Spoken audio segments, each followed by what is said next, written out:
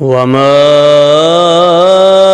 أرسلنا من رسول إلا ليطاع بإذن الله ولو أنهم إذ ظلموا أنفسهم جاءوك فاستغفروا الله واستغفر لهم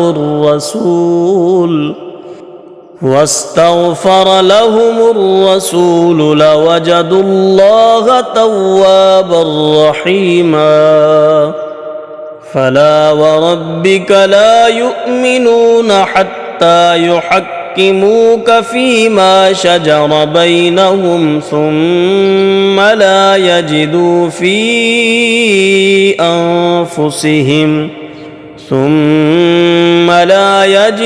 في أنفسهم حرجا مما قضيت ويسلموا تسليما.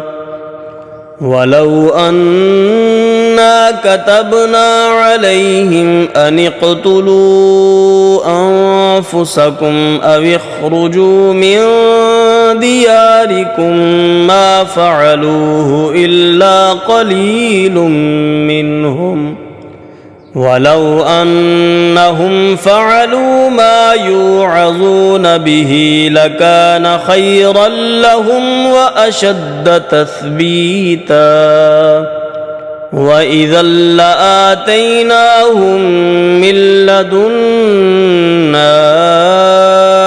أجرا عظيما ولهديناهم صراطا مستقيما.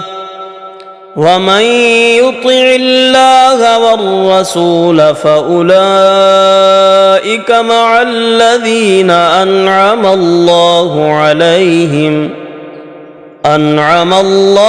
عليهم من النبيين والصديقين والشهداء